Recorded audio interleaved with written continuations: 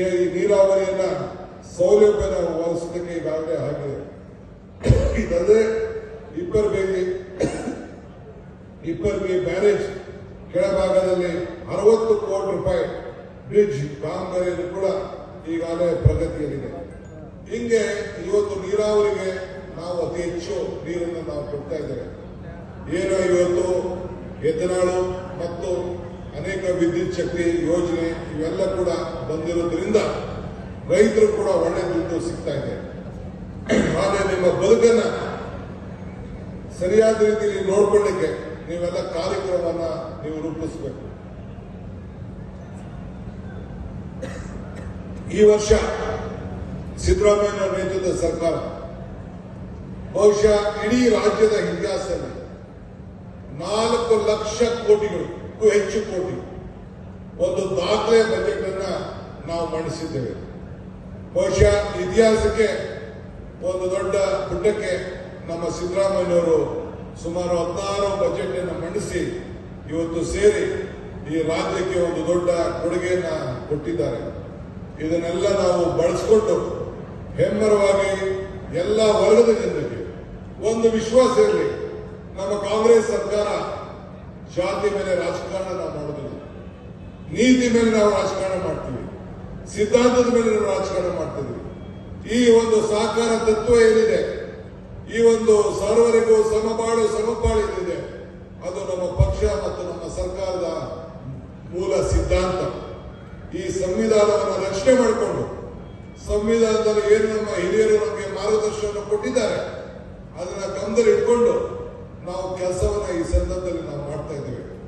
ಇವತ್ತು ವೇದಿಕೆಯಲ್ಲಿ ನಮ್ಮ SR ಪಾಟೀಲ್ ಅವರಿಂದ ಹಿಡಿದು ಬಹಳ ಹಿರಿಯ ನಾಯಕರು ಈ ಪಕ್ಷಕ್ಕೆ ಅವರು ಮತ್ತು ನಮ್ಮ 2 ಜಿಲ್ಲಾ ಬ್ಯಾಂಕ್ ಅಧ್ಯಕ್ಷರಿದ್ದಾರೆ ಅಜಯ್ ಮತ್ತು ನಮ್ಮ ಮಂತ್ರಿಗಳು ಶಿವಾನಂದ್ ಅವರು, ಇವರು ಕೂಡ ಈ ಭಾಗದಲ್ಲಿ ಸರ್ಕಾರ ಕ್ಷೇತ್ರದ ಜವಾಬ್ದಾರಿಯನ್ನು ತೆಗೆದುಕೊಂಡು ಅದು ಹೆಚ್ಚು ಜನರಿಗೆ ಶಕ್ತಿಯನ್ನು ಕೊಟ್ಕೊಂಡು ಇವತ್ತು ಜನರ ಸೇವೆಯನ್ನ ಮಾಡಿಕೊಂಡು ಬರ್ತಾ ಇದ್ದಾರೆ.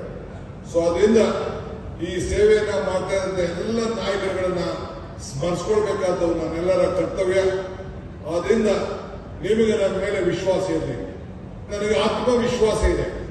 ಇವತ್ತು ನೀವೆಲ್ಲ ನಾವು ದುಡಿತಾರಂತ ನಾವು ಮಾರ್ಗದರ್ಶನ ಗಮನದಲ್ಲಿ ಇಟ್ಕೊಂಡು ಮತ್ತೆ 2028ಕ್ಕೆ ಮತ್ತೆ ನಮಗೆ ಆಶೀರ್ವಾದ ಕೊಟ್ಟು ಈ ರಾಜ್ಯವನ್ನ ಮುನ್ನಡೆಸಲಿಕ್ಕೆ ತಾವೆಲ್ಲ ಸೇರಿ ಸಹಕಾರವನ್ನು ಕೊಟ್ಟು ನಮಗೆ ಆಶೀರ್ವಾದ ಮಾಡಬೇಕು ಅಂತೇಳಿ ತಮ್ಮಲ್ಲಿ ನಾನು ಪ್ರಾರ್ಥನೆ ಮಾಡ್ತಾ ಇದ್ದೇನೆ. ಒಂದು ಪರಿಶುದ್ಧವಾದಂತಹ ರಾಜಕಾರಣವನ್ನು ಮಾಡಿಕೊಂಡು ನಮ್ಮ ಸರ್ಕಾರ ಬಂದಿದೆ. ಶ್ರೀಗಳೆಲ್ಲ ಕೂಡ ಇವತ್ತು ಬಂದಿದ್ದಾರೆ.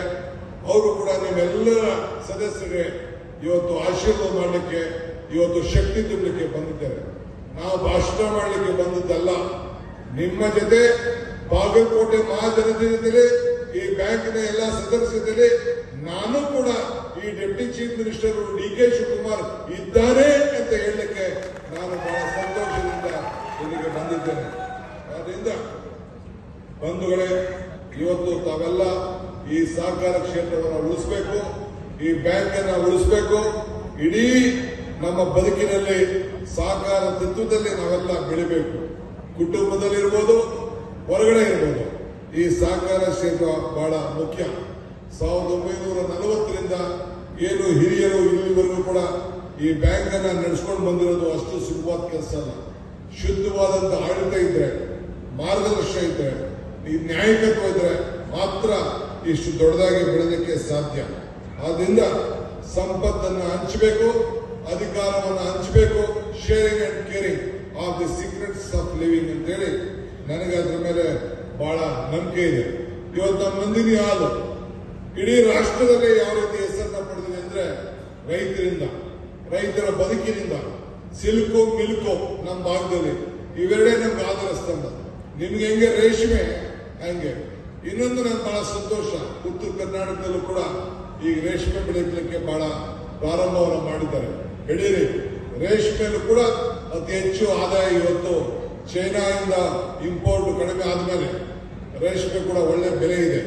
ಅದಕ್ಕೂ ಕೂಡ ತಾವೆಲ್ಲ ಕೂಡ ಆಲೋಚನೆಯನ್ನು ಮಾಡಿ ನನ್ನ ಮಾತನ್ನ ಹೇಳಿ ನಿಮ್ಮೆಲ್ಲರೂ ಕೂಡ ಶುಭವನ್ನು ಹಾರೈಸಿ, ರೈತರ ಬದುಕು ಯಾವ ಇಂಜಿನಿಯರು ಯಾವ ಆಫೀಸರ್ಗಿನ್ನ ಅತಿ ಹೆಚ್ಚಿಗೆ ಸಂಪಾದನೆ ಮಾಡುವಂತ ಶಕ್ತಿ ರೈತರಲ್ಲೂ ಕೂಡ ಇವತ್ತು ಇದೆ ಅನ್ನೋದನ್ನ ಇದನ್ನ ನಿಮ್ಮ ಫ್ಯಾಕ್ಟರಿಗಳೇ ಸಾಕ್ಷಿ.